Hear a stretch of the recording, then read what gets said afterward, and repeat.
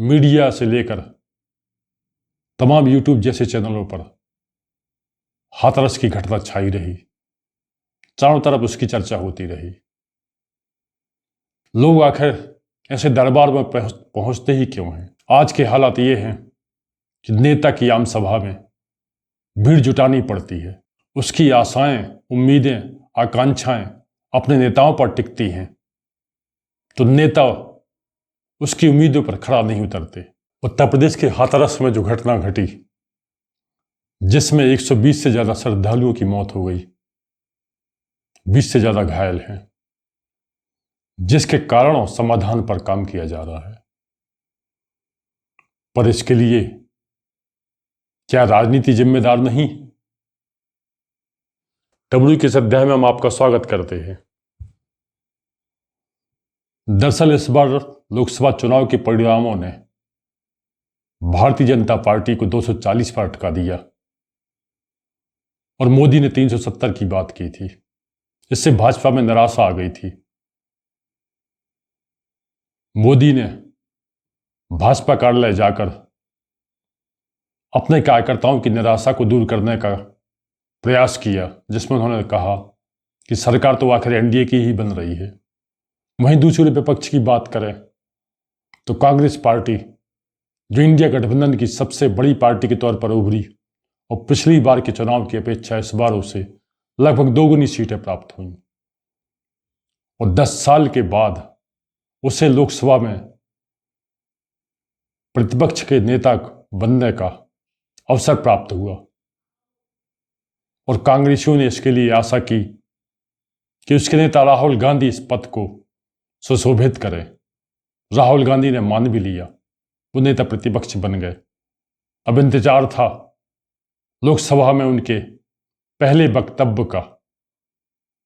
राहुल ने अपना वक्तव्य दिया, जिसमें उन्होंने मणिपुर, नीट जैसे कई मुद्दों को उठाया, पर उनका ज्यादा जोर हिंदुत्व को लेकर था, जिसमें उन्होंने कहा कि नरेंद्र मोदी भाजपा और आरएसएस जिस हिंदुत्व का पालन करते हैं वह हिंसक है।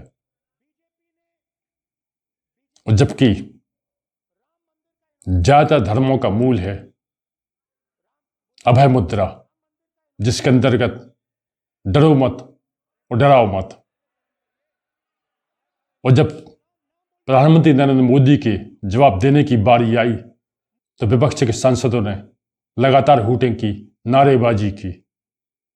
भारतीय जनता पार्टी ने एक वीडियो जारी किया है, जिसमें उन्होंने दावा किया है कि राहुल गांधी विपक्षी सांसदों को उकसा रहे हैं। वो उन्हें बेल में जाकर हूटिंग करने का कह रहे हैं और विपक्षी सांसदों ने ऐसा किया भी। लोकसभा अध्यक्ष ने हालांकि अपनी तरफी से इसे रोकने का प्रयास किया, पर वो विफल रहे।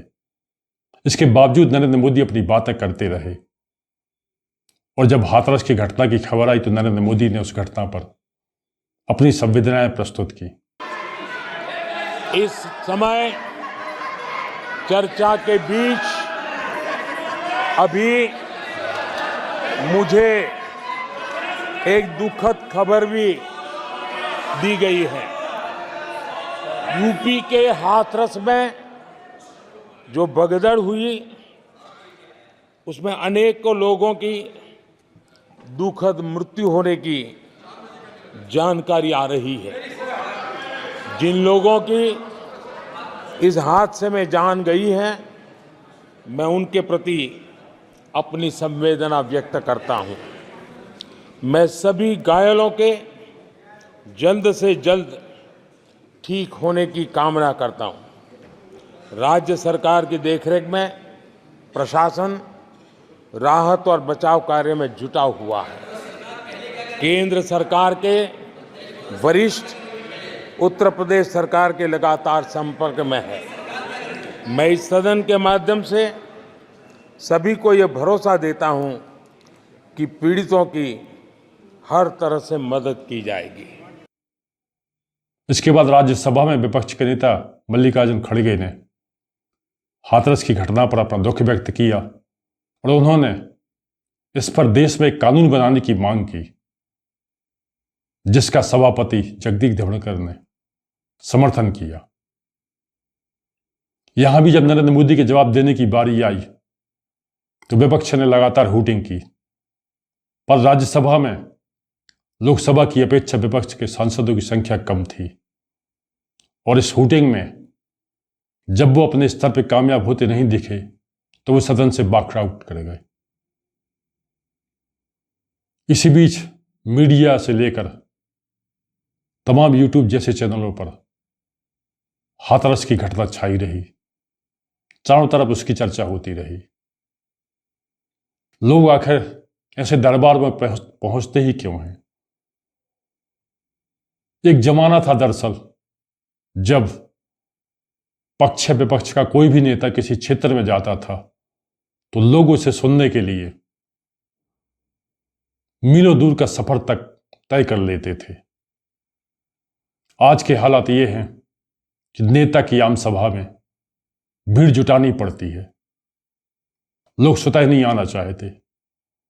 दूसरी तरफ यदि हम बाबाओं के दरबार की बात करें तो ये दरबार के आयोजक जिस भीड़ की कल्पना करते हैं उससे 5 से 6 गुनी भीड़ स्वतः ही आ जाती है बिना बुलाए। अब इसका कारण यदि देखें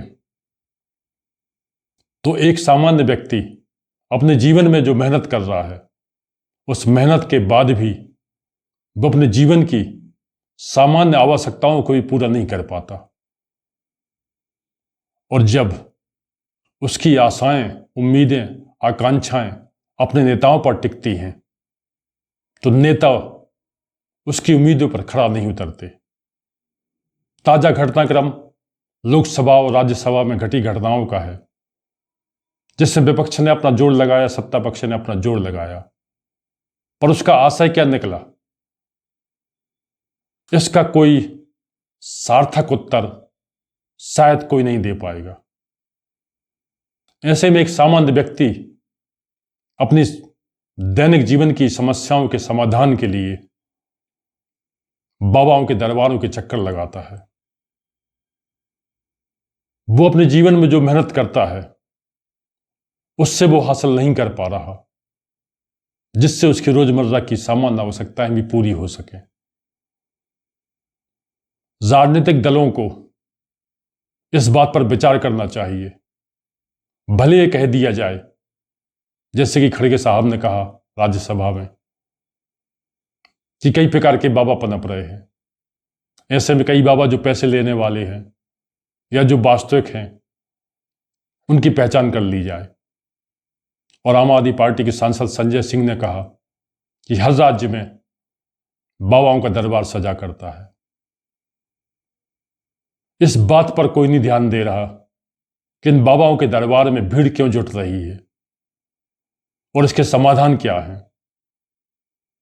भले ही हाथरस की घटना को लेकर शासन प्रशासन अब सजग हो गया है, कुछ दिन तक ये घटना ताजी रहेगी, इस पर चिंतन मनन किया जाएगा और अभी कुछ समय तक ऐसे जो भी आयोजन होंगे उन पर कड़ी नजर रखी जाएगी, उनकी तमाम व्यवस्थाएं देखी जाएंगी। धीरे धीरे बात पुरानी होती जाएगी और लोग इस घटना को भूलते जाएंगे और फिर वही किसी बाबा का दरबार लगेगा, लोगों का हुजूम उमड़ेगा और फिर जैसा कि इन दरबारों में ऐसे लोग होते हैं जो अपनी आकांक्षाओं, आशाओं और उम्मीदों पर